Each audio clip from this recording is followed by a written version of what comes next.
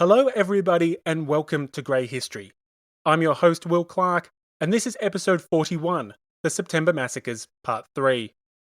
In the last episode, we asked the great question of Cluedo. Who done it? Who was responsible for the September Massacres? Who was to blame for the bloodshed? Who was responsible for the inspiration and continuation of one of the bloodiest events of the entire revolution? The answers were murky. Some blamed the violent rhetoric of Marat and Danton, others the men of the Commune. Yet more argued that the murders, being spontaneous and popular in nature, could not be blamed on any individual nor institution, and certainly couldn't have been stopped, even if someone had tried. This episode, the third and final installment of the Dark Days of September, will be broken down into two key sections. The first will examine the reaction of everyday citizens to the bloodshed in the streets. Reactions that may not match your expectations.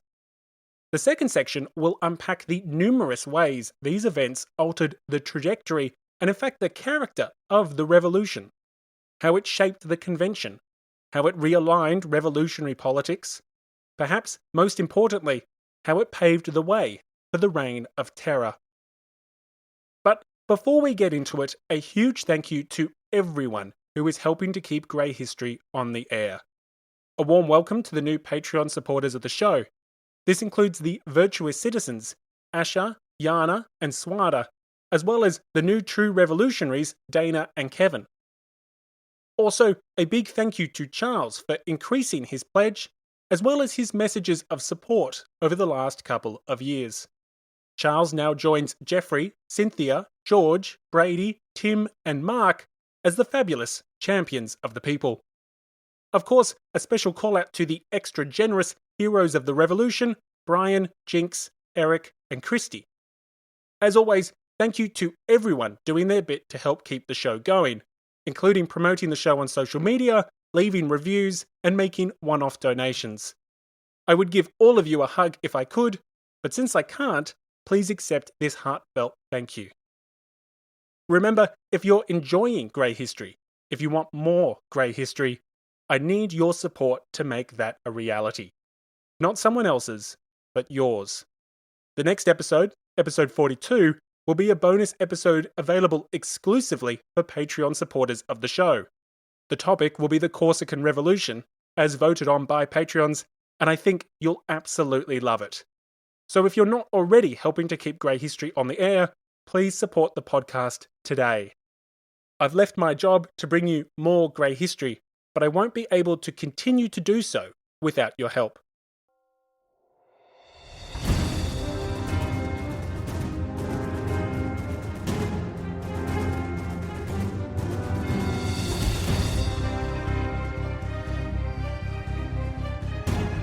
Welcome to Grey History. Episode 41, The September Massacres, Part 3.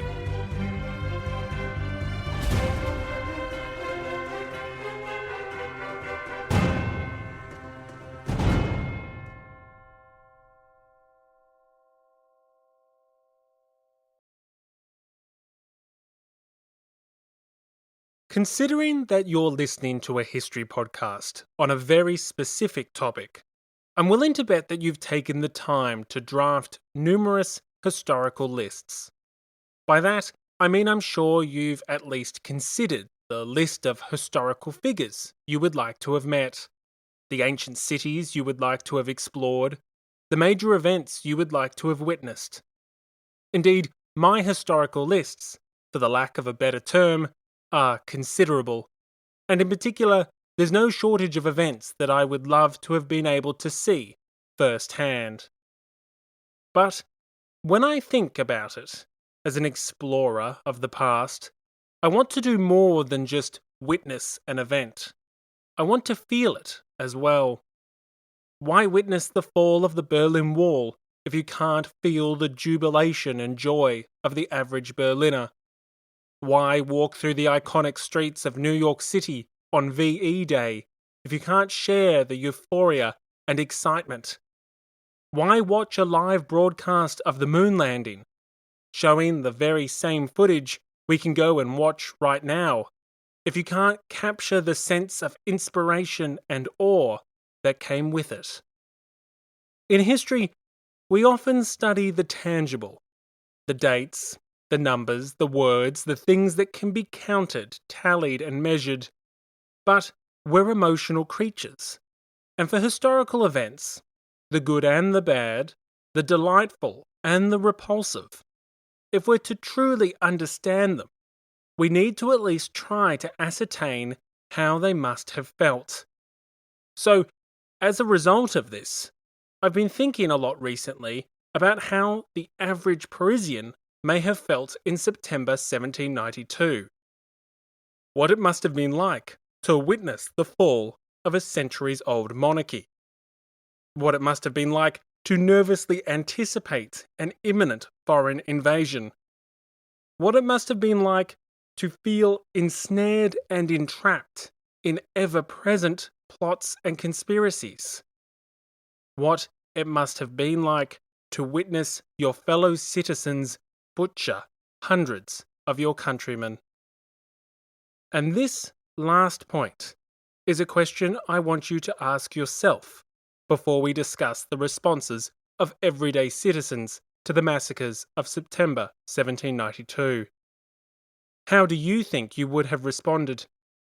How would you have handled the bloody slaughter of some 1,200 prisoners? Would you have tried to stop them? Would you have watched them? Would you have carried about your day and simply glossed over the fact that you crossed a little stream of blood in the gutter as you walked to work? Would you have tuned out the cries for help and mercy from the victims just up the street? If you lived in Paris in September 1792, amongst all the chaos, uncertainty, fear, how do you think you, as an everyday citizen, would have responded? We're about to discuss the reactions of regular people, and some of these responses may very well surprise you. Let's start off with the perspectives that won't be too surprising. Amongst the bloodshed of September, some viewed the murders of perhaps 1,200 prisoners with disgust, with horror, with repugnance. We heard in episode 39 from Rétif de la Bretonne, who claimed to witness the death of the Princess de Lamballe. Lamballe was the Queen's lady-in-waiting, who was brutally murdered, and perhaps even sexually assaulted, prior to having her head paraded through the city. In his own words, Breton described the scene as so horrific that such a thing had never offered itself to his imagination. In trying to leave, his legs failed him, and he fainted. Such horror was shared by another witness we've already heard from, the Scottish physician John Moore. Moore, who we heard from in the episode extra for episode 39, the one available to everyone, described the events as the most shocking crimes which were unequalled in the records of wickedness. Drawing similar conclusions to both men was one journalist who was outraged by the atrocities of September. In repudiating the massacres, the writer asked, "How many killers must be assembled in order that a murder committed by them ceases to be a crime and becomes an act of the people's justice?" A great question, but one with no easy answer. In short, one doesn't have to look hard to find perspectives that deplore and decry the massacres of September. And that isn't really surprising. But the more one looks, the more perspectives become grey. The binary good versus evil can be found, sure, but take the time to unpack more contemporary accounts, and the binary views give way to something more ambiguous. Another witness who wrote of a horrible slaughter was an 18-year-old boy by the name of Edmond Jaroux. Writing to his father in Bordeaux, the young man detailed an account of mutilated bodies, open graves, and hideous scenes. Put simply, he wrote that the image of death and massacre was present everywhere in the most terrifying ways. However, unlike some of the perspectives we've already heard, Edmond Giroux proceeded to do something very different after he detailed these horrific scenes to his father. Giroux proceeded to justify them, noting that the prisons were full of thieves, assassins, Swiss guards, and of course, refractory priests. Giroux claims, quite literally, that these men intended to pillage the capital and massacre all of the residents of Paris. Clearly believing in the widespread rumours of the time, he details how the prisoners intended to break open the prisons of the city upon the arrival of the Prussians, and that the most terrible fate was planned for innocent citizens as a result of counter-revolutionary plots and conspiracies.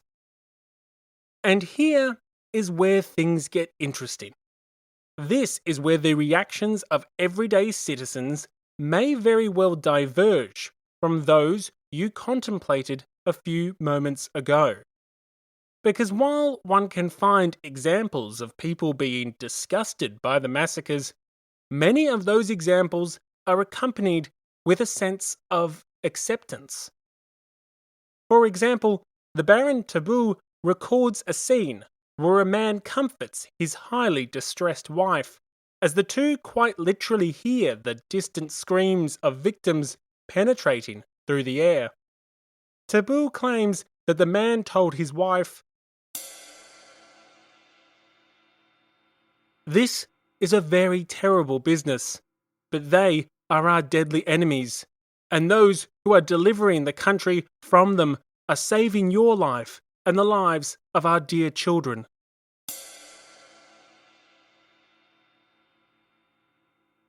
In an environment characterized by fear, anxiety, and common beliefs in both plots and conspiracies, this sentiment was shared by others. An apprentice seamstress, for example, describes herself as shuddering with horror from the massacres, while simultaneously looking upon the murders as almost justified. Like everyone else, I was shaking with fear lest the royalists be allowed to escape from their prison and come and kill me because I had no holy pictures to show them. While shuddering with horror, we looked upon the action as almost justified. While it was going on, we went about our own affairs, just as on any ordinary day.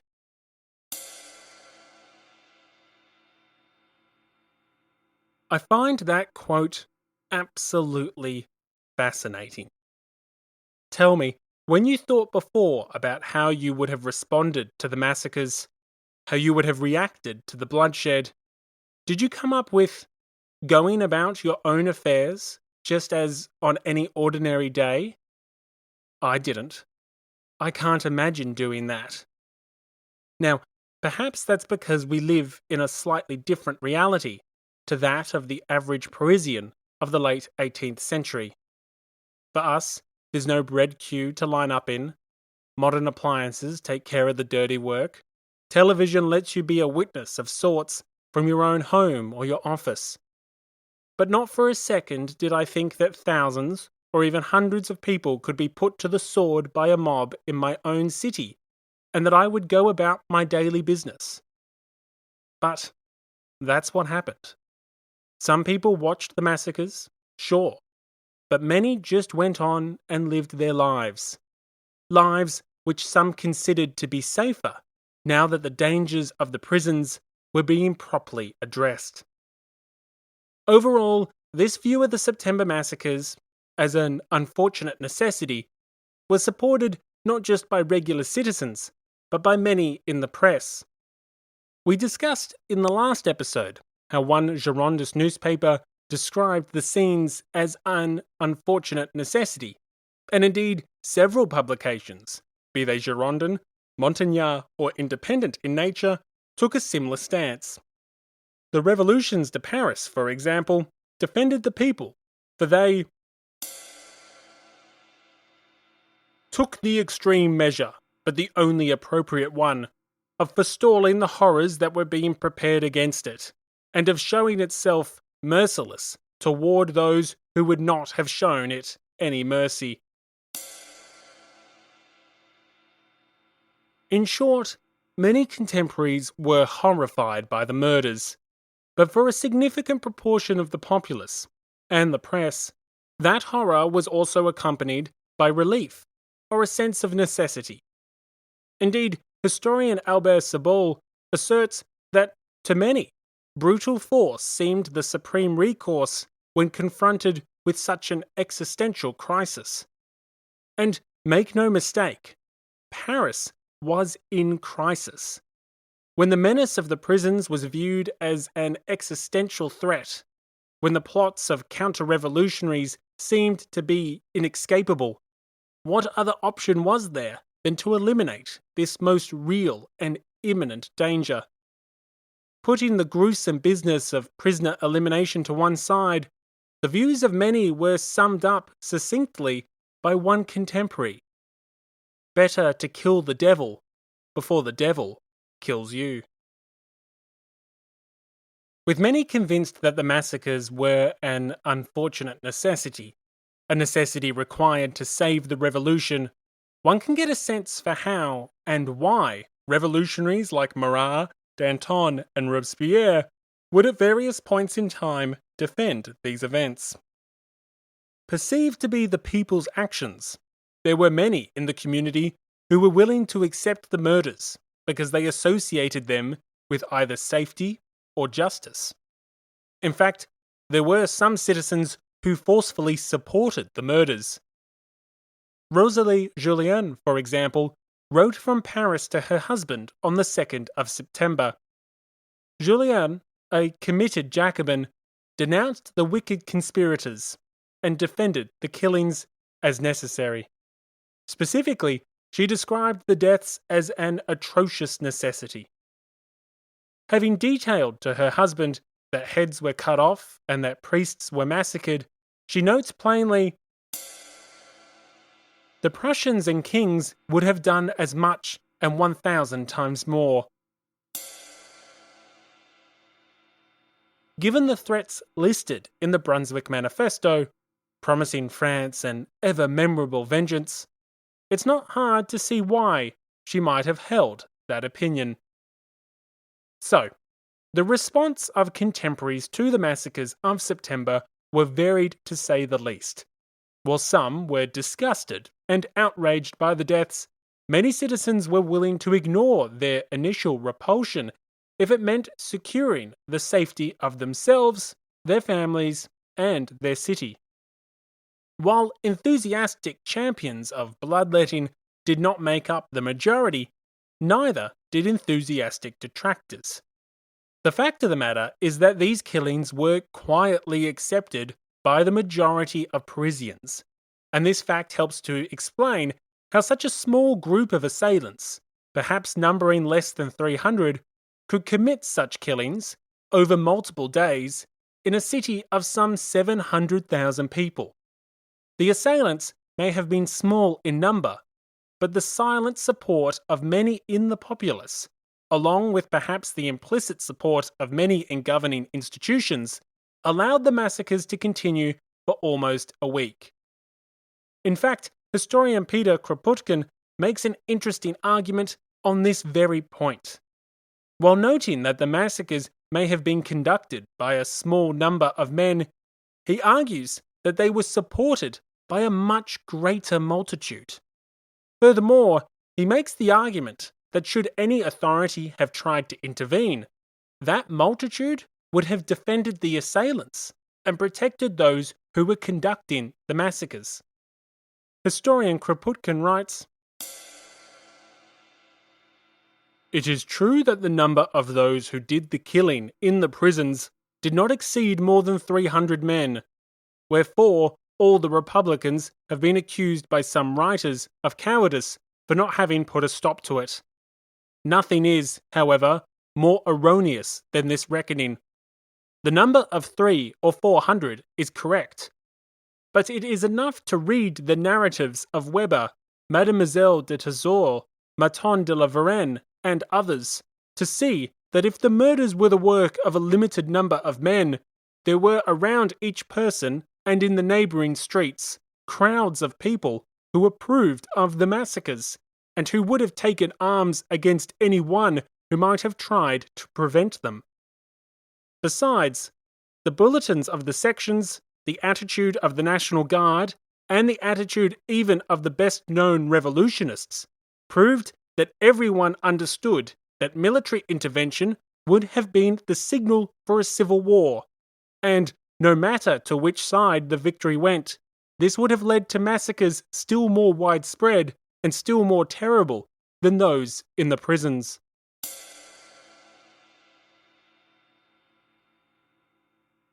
According to anarchist historian Kropotkin, the fact that such a small number of assailants were able to conduct the massacres undisturbed is further proof that the murders were supported by a majority of Parisians. Additionally, he makes the claim that many bystanders would have intervened on behalf of the assailants should the Commune, the Assembly, the Ministry, or anyone else have tried to put a halt to the killings. A claim that is of course impossible to verify, but it is an interesting perspective nonetheless. It also ties into those claims we discussed last episode, that perhaps the Commune and Danton could not have intervened in the killings even if they had wanted to. Whatever the case, what is clear is that many contemporaries did support the murders. As we heard from eyewitnesses earlier this episode, the belief in prison rumours and months-long obsession with counter-revolutionary plots combined with the Prussian advance to create a kill-or-be-killed mentality in the minds of many. The people of Paris were perhaps repulsed by the blood-stained streets, but they proceeded to go about their own affairs anyway. Importantly, this attitude was adopted by many in the city, regardless of their class or politics. Historian Timothy Tackett, who has written extensively about the September Massacres, writes that a broad cross-section of Parisian citizenry accepted the killings as either a positive good or an unfortunate necessity.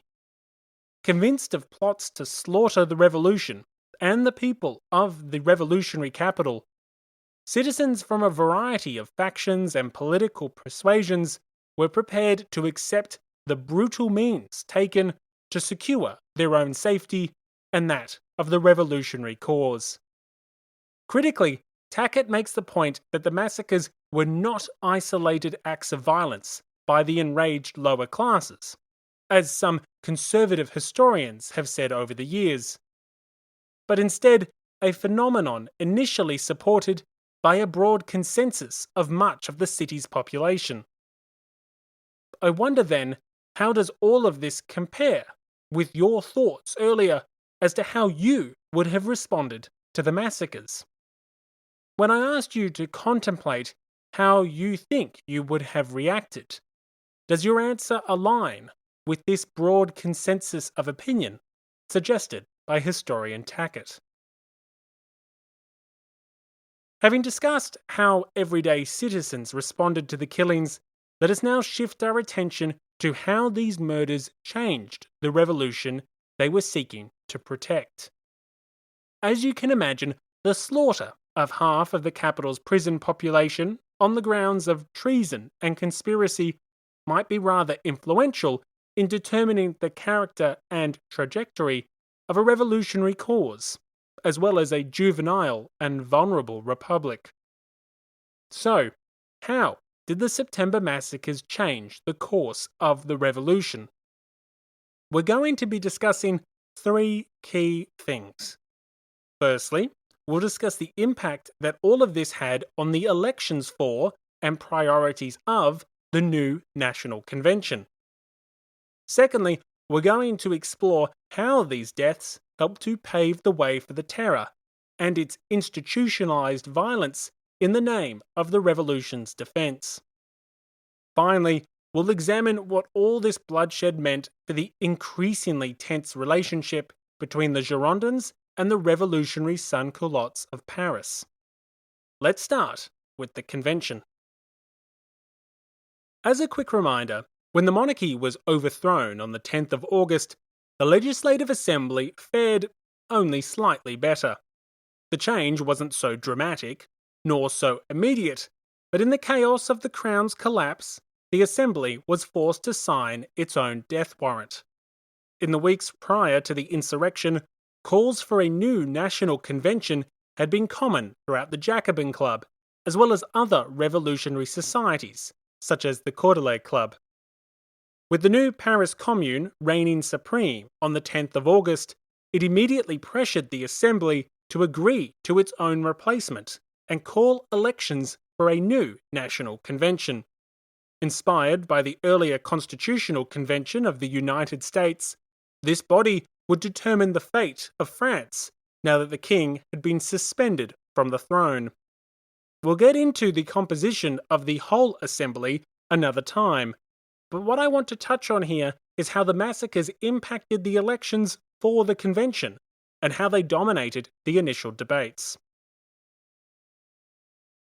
It's perhaps no surprise that the butchering of hundreds of people may have had an impact on an election, but the nature of that impact might surprise you, and in fact, the extent of any possible impact may be a little more limited than you suspect. To discuss how the massacres impacted elections in the capital, it's important to note that these elections occurred in two stages. The first stage saw all eligible voters vote for electors, and then, in the second stage, these electors gathered together in electoral assemblies to vote for their community's deputies to the convention. This second stage is what is relevant to us, for on the 2nd of September, the same day the massacres commenced, the electoral assembly gathered in Paris. Now, there's a range of things that help to shape the delegation of deputies elected by the capital, and the massacres are just one component. The first thing to note is that this electoral assembly was held in the Jacobin Club. This was hardly neutral ground, and not just from the perspective of Fillons or others who may have harboured views in favour of resurrecting some form of constitutional monarchy. Given the ascendancy of Robespierre and the Montagnard wing of the society, the location of the vote was also detrimental to the chief rivals of the Montagnards within the Jacobin Club, that being the Girondins. In fact, the significant power of the Montagnard faction within the Parisian Jacobin Club is demonstrated by the fact that Brissot is just weeks away from being expelled from the society. Very shortly, I will no longer have to discuss the factions within the Jacobin Club, because through a combination of expulsions and boycotting, it will only be the Montagnards that remain. Thus, the elections, held in the Jacobins and presided over in part by Robespierre, were, from the outset, not exactly the definition of impartial. The second factor influencing the elections in Paris was the fact that the Parisian Jacobins had decided amongst themselves to disregard the secret ballot. Instead, electors would have to vote for candidates by declaring their vote publicly in front of the whole electoral assembly. So, you can see why this was increasingly not a free and fair election. Imagine if voting in modern US elections happened in public, and the polling booths were in heavily partisan locations. If you favoured a candidate promoting gun control, would you really want to go and vote if you needed to publicly declare your choice at your local NRA society? If you favoured a Republican candidate, would you be willing to stand up and say as much if your local polling centre was held in the meeting place of an Antifa network? Don't take these comparisons too literally, but you see my point. Historian Hippolyte Taine describes the secret ballot as the last refuge of timid conservatives, and its removal, combined with the fact that this electoral assembly was being held at the Jacobin Club, hardly fostered inclusive and unbiased proceedings. But not only was the vote held in the not-so-neutral ground of the Jacobin Club, not only was the vote held in public for all to see and for all to remember, but it was held in the weeks following the First Terror, following mass arrests, suppression of the free press, and of course the harassment of any who had aligned themselves with factions opposed to the new regime. Yet there's more, because this electoral assembly was also held on the 2nd of September.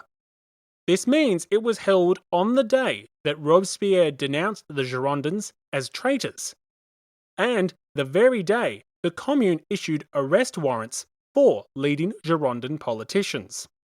So, imagine for a moment that you were an elector and you wanted to vote for Brosseau, Roland, or another prominent Girondin revolutionary aligned with your own personal views.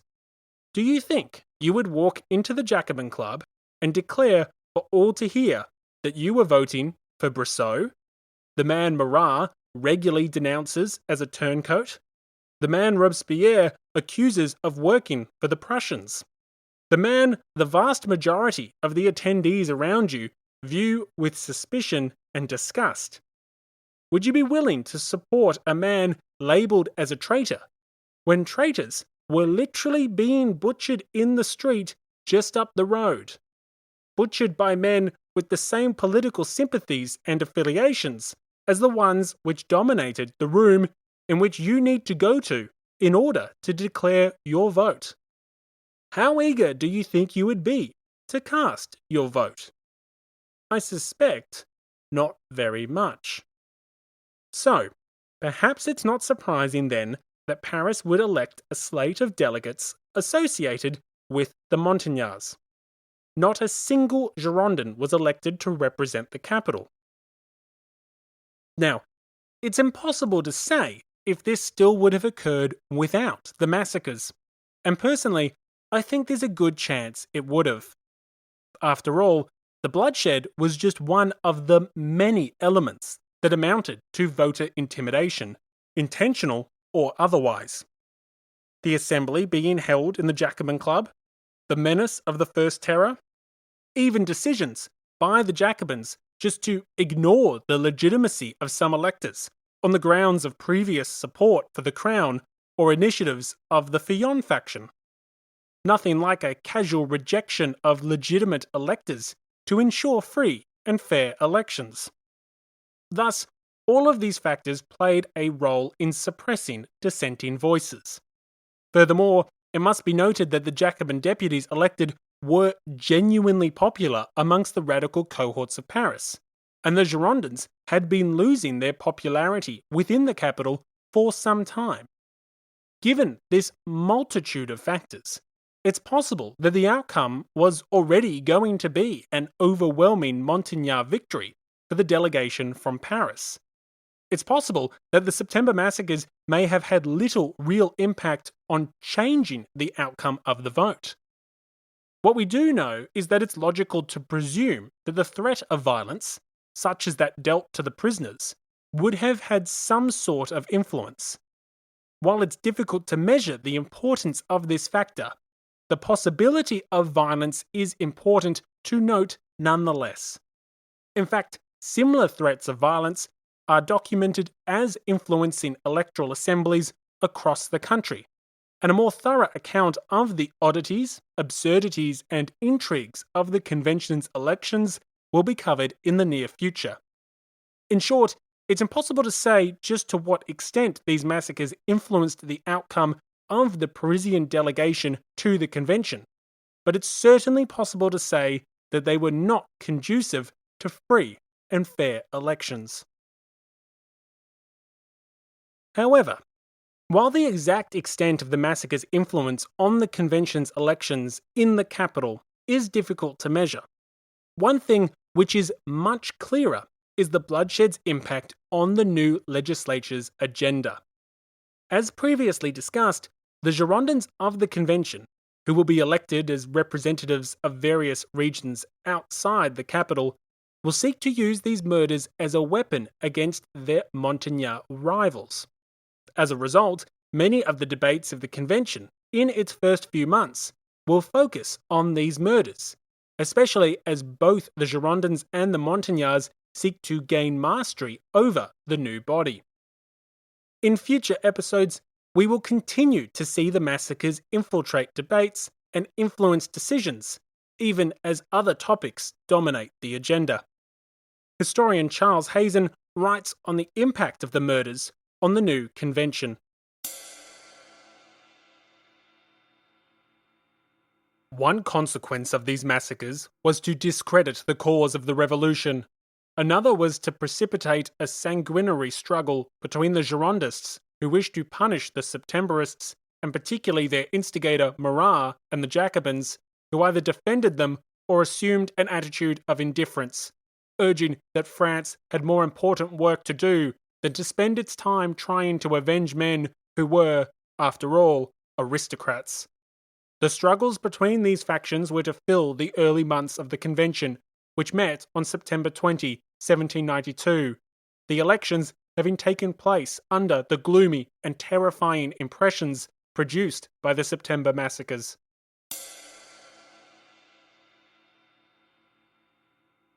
So, the September Massacres not only influenced the elections for the convention, which were occurring at the same time, but more importantly, they set the agenda for the new legislature.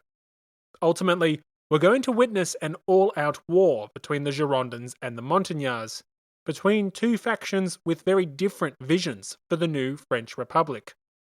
As this conflict escalates, we will continue to see the shadow of September shape attempts by various individuals to discredit, weaken, and potentially even eliminate their factional opponents. But the composition and agenda of the new National Convention was not the only thing to be shaped by the September Massacres.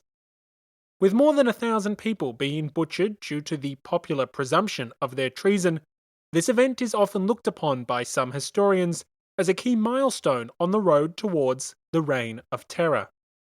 Why is this the case?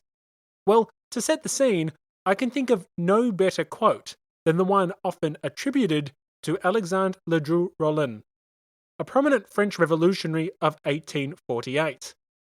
So, just to be clear, Ledru-Rollin is associated with the Second French Republic, because why have one French Republic when you can have like 5 of them? According to legend, Ledru-Rollin is attributed with saying, "There go the people. I must follow them, for I am their leader." I can think of no more relevant a saying for what we're about to discuss. You see, the people, and by that I mean a small subset of the people, had undeniably declared themselves in favour of extremely violent measures in order to save the revolution. Members of the National Guard, the provincial fédérés, and the Parisian sans-culottes had partaken in, or at a minimum supported, the massacres of September. Now, this was the same cohort of Parisians who were critical for the revolution's survival. It was they who toppled the monarchy. It was they who supported the new commune. It was they who would take the fight to the Prussians, the Austrians, the émigrés, the priests, the Borg, the Sith, the Locust, the Covenant, the people who walked too slowly on the sidewalk. It was they, the revolution's champions, who would take the fight to the numerous enemies of the people.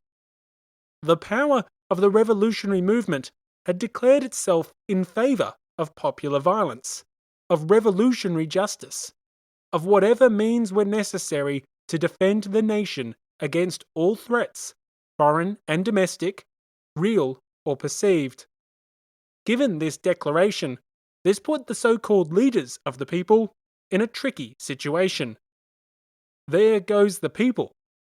Would their leaders follow them? According to historian Marisa Liston, The massacres were a pivotal moment on the path to the terror, for it demonstrated that the Parisian militants were ready to take the initiative in violent defense of the revolution. With the massacres perpetrated by the revolution's most zealous and committed cohorts, and being supported by some of the most radical clubs, sections, and journalists, these events demanded an immediate response from those who aspired to lead the revolutionary cause. According to historian Liston, the violence prompted revolutionary leaders to decide almost immediately where they stood on the question of popular violence. Would they accept this violence and thus legitimize it, or would they reject it and place themselves in a position where they rejected and repudiated the will of the people? Or, perhaps more accurately, the will of the critically important subset of the people who were actually willing to defend the revolution. Liston asserts that the Jacobins, specifically the Montagnards, chose to align themselves with the Paris militants, and thus chose to align themselves with championing the legitimacy and necessity of such violence. It's for this reason that leading Jacobins, such as Robespierre and Danton, would defend the massacres in the weeks and months that followed. Over time, this acceptance of popular justice and revolutionary violence by the Jacobins had a vitally important impact on the character of the revolution.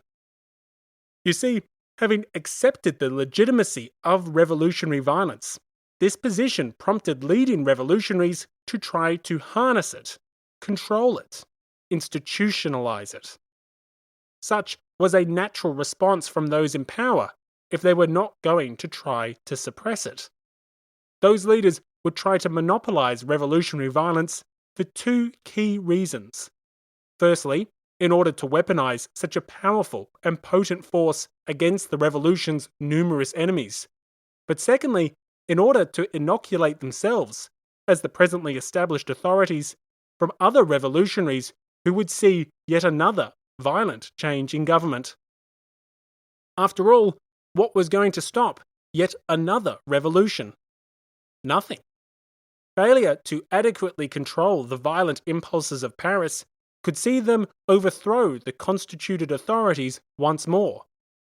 Thus, in accepting the necessity and righteousness of such violent measures, the way was open for the revolution's leaders to institutionalize that violence.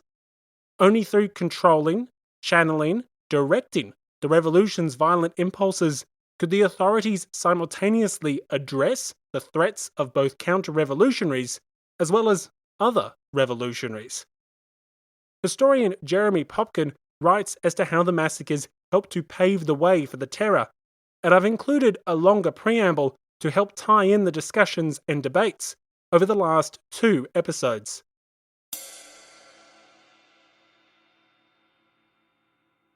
Although the news of the surrender of Verdun precipitated them, the massacres were not just an expression of panic or popular brutality. The fact that the popular courts set up in the prisons spared inmates who were being held for common law crimes or failure to pay their debts showed the participants' political purpose. Like the insurrection of August 10, the prison killings were organised by militants from the sans-culotte movement, men who had come to distrust not only all those who had belonged to the privileged classes under the old regime, but also the more educated and privileged members of the Third Estate. Faced with the possibility that enemy armies might reach Paris, sans-culotte activists meant to show the political leaders, who were struggling to fill the vacuum created by the fall of the monarchy, what could happen to them if they showed any sign of weakness. Although the number of those directly involved in the killings was relatively small, one contemporary estimated it at no more than 150, the reaction of the crowds that gathered outside the prisons suggests that they had broad support. Even women demanded punishment for those accused of opposing the revolution.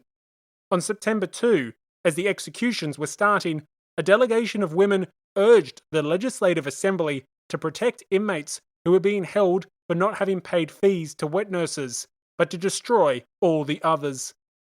However crude their understanding of politics may have been, a considerable part of the population had come to believe that the basic achievements of the revolution were in mortal danger, and that even the most drastic measures were justified to defend them.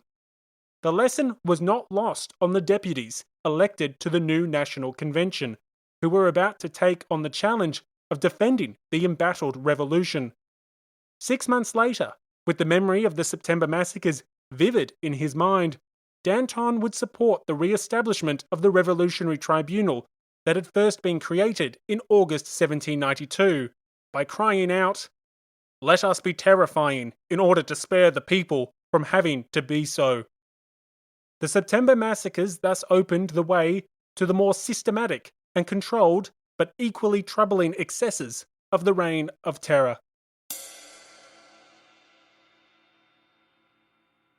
So, according to historian Jeremy Popkin, as well as historian Marisa Liston, the September Massacres opened the way to the Reign of Terror, enforcing the revolutionary leaders to take a firm stand in favour or against the massacres.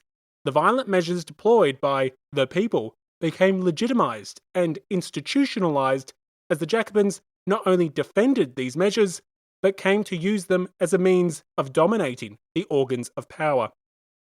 In legitimising the most drastic measures, in sanctioning revolutionary violence as a means of saving the revolution from the enemy within, the massacres paved the way for similar measures to be taken by the authorities themselves. In the future, it would be the government of the people, rather than just the people, which would exact an uncompromising and bloody justice in the name of the nation's defence. Of course, in an environment characterised by fear and conspiracies, it must be noted that this meant justice not only against genuine counter-revolutionaries, such as committed ultra-royalists, but it also meant using force against those who were perceived to be enemies of the people. Traitors, intriguers, false patriots, a group which may merely consist of more moderate or more radical revolutionaries, but committed revolutionaries nonetheless. As the distrust and suspicion of the revolution's growing factionalism mixed with the acceptability and eventually the desirability of revolutionary violence, the scene was increasingly set for the gruesome excesses of the terror. Hello everybody, this is a quick ad for Grey History. I desperately need your help to keep Grey History on the air. These episodes take more than 50 hours to produce. 50. And I won't be able to keep bringing you Grey History without your support. I've quit my job, I've thrown caution to the wind, I'm giving you everything to bring you more Grey History more often, but I need your help to make that sustainable. Patreons enjoy an ad-free feed, so no mid-episode interruptions like this one, as well as have access to all the bonus content, bonus episodes, and behind-the-scenes videos. Remember, the next episode will be a bonus episode on the Corsican Revolution. So please, if you're enjoying Grey History, help keep it going and support the podcast today. Yet, legitimizing, normalizing, and even helping to institutionalize revolutionary violence wasn't the only way that the bloodshed of September helped to shape the trajectory of the French Revolution. Critically, while the Jacobins, specifically the Montagnards, came to champion its use, another faction reached a very different conclusion. That faction was the chief rivals of the Montagnards. That faction was the Girondins. According to historian Michael Sydenham, the events of early September helped to fundamentally alter the relationship between the Girondins and the Parisian radicals.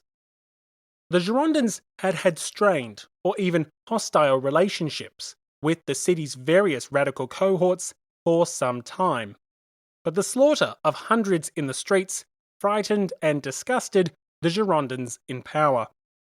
According to historian Sydenham, the September Massacres awoke an intense dislike for the Commune, the capital, the Jacobins, and the populace.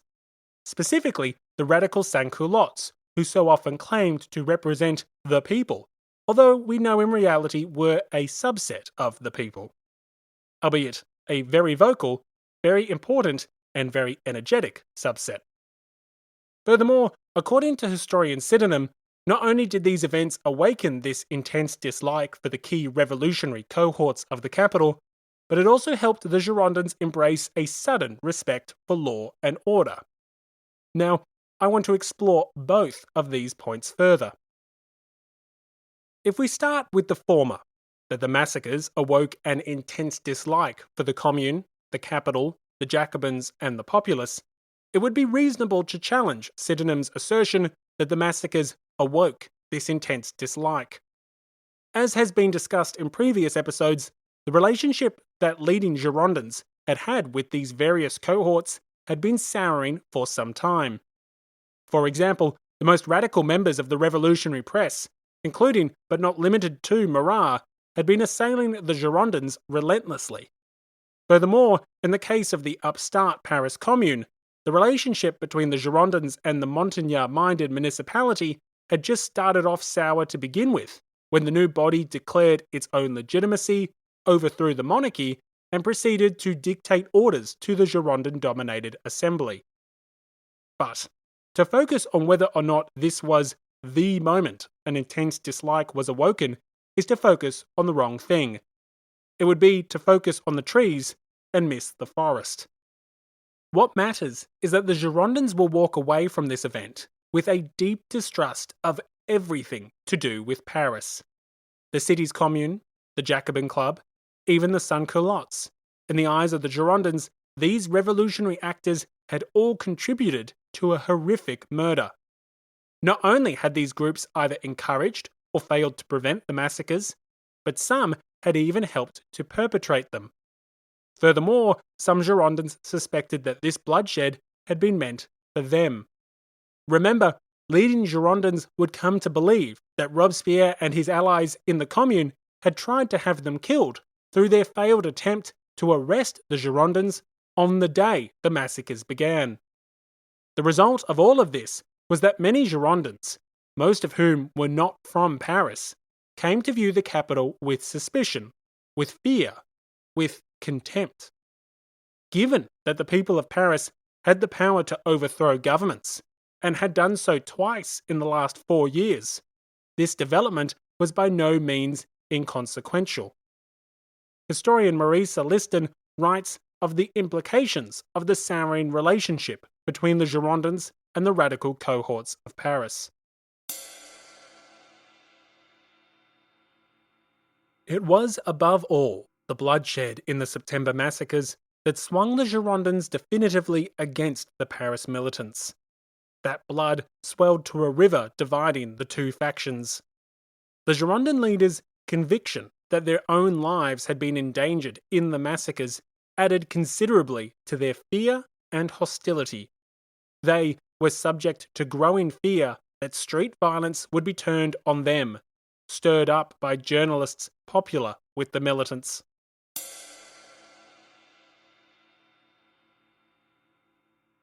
So, according to historian Marisa Liston, it's here, at the September Massacres, that we get a definitive break between the Girondin faction and the Parisian radicals, and most importantly, between the Girondins and the sans-culottes. Now, that's not to say that there wasn't already a widening break between these two groups, but the bloodshed of September, and the belief that the bloodshed was meant to include them, proved to be the final breaking point, at least according to historian Liston and historians who agree with her. This is a major development, because going forward, the Girondins, who would seek to lead the nation after the new convention is elected, have no prospect of leading the capital. Instead, it will be their factional opponents, the Montagnards and other revolutionary groups which embraced revolutionary violence, that will come to lead the radical cohorts of Paris. Considering the revolutions of 1789 and 1792 had occurred because of the capital, the gulf between the Girondins and the city's radicals is critically important. As the relationship between the two continues to deteriorate, these tensions will come to dominate the course of the entire revolution. Tensions which, according to some historians, became irreversible and unavoidable as a result of the September Massacres.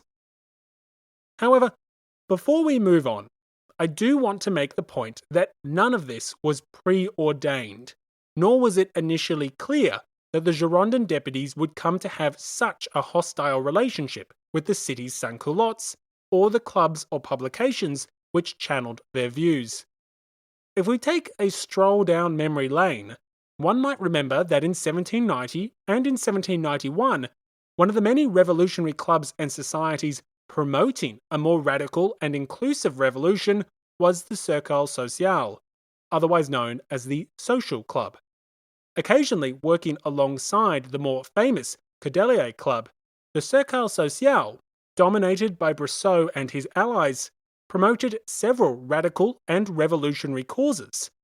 This included universal male suffrage, but also republican ideas, women's rights, and the abolishment of slavery. At times, Brissot and his associates would even combine forces with other clubs and societies to push a truly revolutionary agenda. For example, Brissot worked alongside Danton and the Cordelier Club in mid-1791 to push the issue of dethronement and republic in the aftermath of the king's flight to Varennes. Thus, just more than a year prior to the September Massacres, these revolutionaries, later known commonly as either the Brissots or the Girondins, were at the forefront of radical revolutionary policies and seeking to advance that agenda. Joining the Legislative Assembly in October 1791, the Brissots held sway amongst the radical cohorts of Paris for some time, especially as their call for revolutionary war remained popular. Proof of the popularity of the Girondins can be seen throughout the first half of 1792, including during the famous demonstration of 20 June. If you recall, that demonstration saw a crowd of armed sans-culottes break into the palace, corner the king, and force him to wear a liberty cap and drink toasts to the nation. Well, what was one of the principal demands of those demonstrators? Oh, that's right, to recall the Girondin ministers that Louis had dismissed the week prior. To recall Roland, the man who was reinstated as Minister of the Interior after the fall of the monarchy. Furthermore, the other demands, such as repealing the vetoes protecting refractory priests and preventing fédérés from gathering in the capital, were all policies championed by the Girondins in the Legislative Assembly, and clearly supported strongly by the revolutionary sans-culottes of Paris. So you see, it's not like the Girondins and the revolutionary sans-culottes were enemies from the outset. Instead, several key events soured their relationship. To name just a few, firstly, the Girondins had failed to embrace dethronement, reluctantly accepting the 10th of August after it was a done deal. Furthermore, the Girondins of the Legislative Assembly had chosen only to suspend the king rather than to immediately dethrone him, and some had even argued in favour of the monarchy in the final days before its fall. Secondly, the Girondins had failed to embrace the Revolutionary Tribunal, as demanded by the sections and the new commune, establishing the body only after being threatened with another insurrection. This, along with their hesitations regarding dethronement, made the Girondins appear either corrupt, duplicitous, or just disinterested in both pursuing justice as well as defending the people against the numerous conspiracies and plots which endangered the revolution. Finally, the Girondins had failed. They had failed to deliver on their promise of an easy and quick war. They had failed to lessen the pain of inflation and food shortages.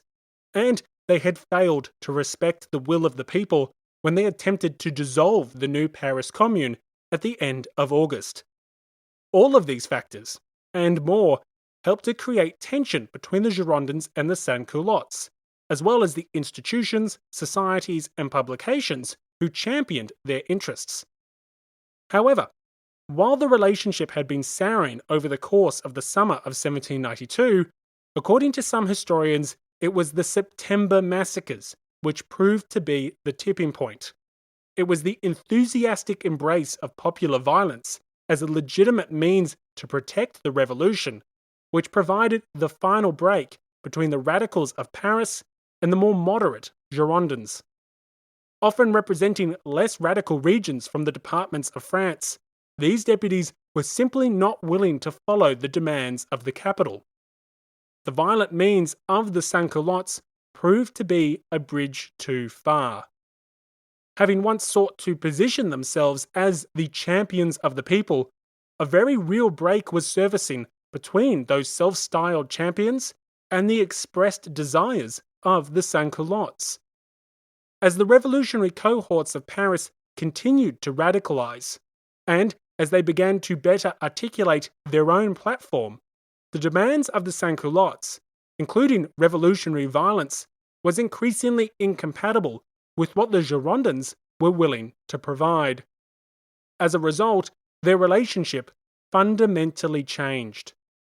Historian Gary Cates comments on this development and asserts that it was only after the September Massacres that the Girondins gave up trying to represent and carry favour with the Parisian sans-culottes.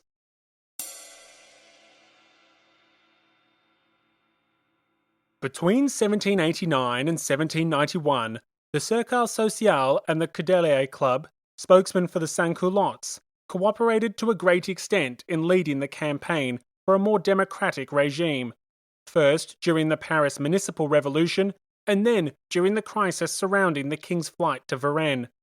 In 1792, when the split between the Girondins and the more radical Jacobins surfaced, the Girondins tried hard to retain the support of the sans-culottes through publications like Louvet's Sentinel. Only after the September Massacres did the Girondins finally renounce the sans-culotte movement. Thus, while historians generally have viewed the rift between the sans-culottes and the Girondins as inevitable, given their differing political and economic ideas, the Girondins, at least until the fall of 1792, believed that some kind of sans-culotte constituency could be maintained. So, the September Massacres helped to sever not only any chance of rapprochement between the Montagnards and the Girondins, but it debatably proved to be a decisive moment in the Girondins' relationship with the sans-culottes. Critically, this antagonism between the Girondins and the sans-culottes was by no means preordained. Only months before, the Girondins and the sans-culottes had seemingly enjoyed a strong and considerable relationship. It was only after the sans-culottes started to demand increasingly radical social, economic, and political measures to rectify the ills of the country that their relationship with the more idealistic, more moderate Girondins became increasingly difficult to maintain. A difficulty which turned near impossible as the people embraced violent revolutionary means. Thus, some historians assert that it was only after the September Massacres that a definitive split occurs between the Girondins and the sans-culottes. A split that would escalate until it came to dominate the revolution. Going forward, as the Montagnards and the Girondins openly warred amongst themselves in the convention, only one had maintained the support of the most powerful and active revolutionary cohort of the capital. It was this cohort which had overthrown crowns in the past, and it was this cohort which would overthrow deputies in the future. Moving on, the second point that historian Michael Sydenham made is that all of these events inspired a rather sudden respect for law and order amongst the Girondin faction. The discovery is ironic, to say the least. You see, this respect for law and order had been noticeably missing in the months and years prior to the insurrection of 10 August. That is to say, prior to when the Girondins found themselves in positions of power. If we take a second stroll down memory lane, we'll remember that after the flight to Varennes in mid-1791, Brissot and many of his associates had pushed for dethronement and even the establishment of a republic. The events were such a threat to the established order that the municipal government sent in the troops, and the end result was the bloody Champ de Mars massacre and martial law. no love of law and order there. Furthermore, in addition to organising demonstrations and protests in 1791 in the wake of the king's failed escape, the Girondins had no qualms embracing questionable means of pressuring the crown in 1792, when many were themselves deputies in the Legislative Assembly. Remember the demonstration of 20 June 1792, which resulted in the king being quartered in the palace by a heavily armed mob? Well, that crowd was motivated by, encouraged by, supported by, you guessed it, the Girondins. Girondins who were seeking to have their own reinstalled to a position of power, and were willing to support violence, or at least the threat of violence, as a means to achieve their own ends. But, with the king now gone, and the Girondins now in a position of power, controlling both the Legislative Assembly and nominally the ministry, this group of politicians had a sudden change of heart. This change of heart would continue as the Girondins sought to dominate the newly elected National Convention. In the future, any insurrection would no longer target the Feuillants or the court, but the Girondins themselves. Occupying positions of power, and increasingly conservative when compared to those still in the arena of revolutionary politics, the Girondins knew that they were no longer the beneficiaries of revolutionary unrest, but instead its potential victims. The king was in prison. Leading Feuillants of the former National Assembly were either in exile or in chains. Former ministers and officials had been slaughtered in the streets during the September Massacres. The Girondins were very aware of the fate of the men who had sat where they were now sitting, of those who had once held power, but who had failed to maintain it. Thus, the Girondins foresaw that they needed to control the passions of Paris. Failure to do so would result in their demise. Given this need, and given the scale of the bloodshed of September, all this did was further reinforce the Girondins' distrust of the radical cohorts of Paris, of their factional enemies which held sway in the clubs and in the sections, of the sans-culottes, who increasingly supported their Montagnard rivals, and who were so critical in shaping key revolutionary events. It's for this reason that historian Sydenham suggests that the September Massacres inspired a sudden respect for law and order amongst the Girondins, one that I think is filled with irony. In conducting research for this episode, I came across a rather amusing quote, which so perfectly summarizes the change in the Girondins' position. While comparing the 10th of August to the September Massacres, and while seeking to discredit the latter while still defending the former, the Girondin journalist Louvet stated, "If the insurrection against despotism is sacred, the insurrection against the Republic is blasphemous. The first is virtuous, the second is criminal." A few short sentences perfectly encapsulates the sudden reversal of the Girondins, as well as their existential problem.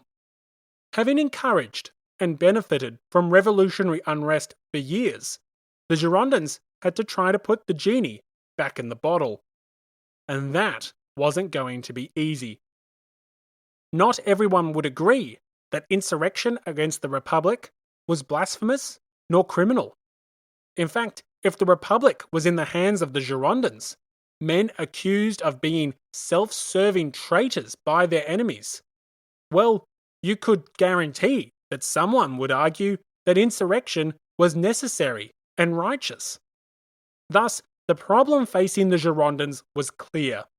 Unless the authorities could regain their monopoly on force, the Girondins would follow the Feuillants and the court into the dustbin of history. We will see them grapple with this problem in the episodes to come. In summary, the impact of the September Massacres on the trajectory and character of the revolution is tremendous.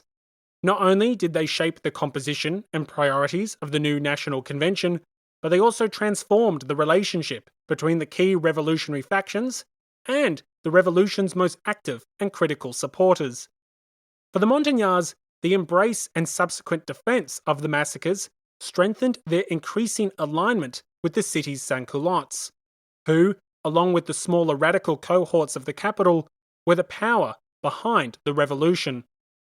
The opposite was true for the Girondins, whose opposition to revolutionary violence helped to entrench a growing gulf between them and their once enthusiastic supporters. Supporters they would desperately need in their coming struggle with their Montagnard rivals. That gulf between the Girondins and the sans-culottes was not the only division solidified by the murders of September. With the Girondin leadership convinced that Robespierre had tried to have them killed, and with these deputies determined to hold leading Montagnard revolutionaries responsible for the bloodshed, the massacres fundamentally shaped the hostile and bitter relationship between the revolution's leading factions. A relationship that would dominate the convention and the course of the entire revolution. Finally, and perhaps most importantly, the massacres helped to legitimize and perpetuate revolutionary violence. With the Jacobins deciding to embrace these actions, the door was open to institutionalize such measures in the name of justice and the revolution's defense. Interestingly, such a pathway was made easier by the relative acceptance of the massacres by a silent majority in Paris. Considered a necessary evil to protect the nation from the horrors of tyranny and counter-revolution, many citizens were willing to turn a blind eye to another kind of horror: the horrors of September. Taken altogether, the September Massacres had a profound impact on the revolution's character and trajectory. Encapsulating all of these effects better than anything else is perhaps the succinct justification of the massacres that we heard earlier. Better to kill the devil before the devil kills you. In a revolution menaced by a multitude of threats, in an environment characterized by fear and conspiracy, in an atmosphere where factionalism reigned supreme, there was no shortage of devils, and thus there would be no shortage of killings. Thank you for listening to episode 41, The September Massacres Part 3.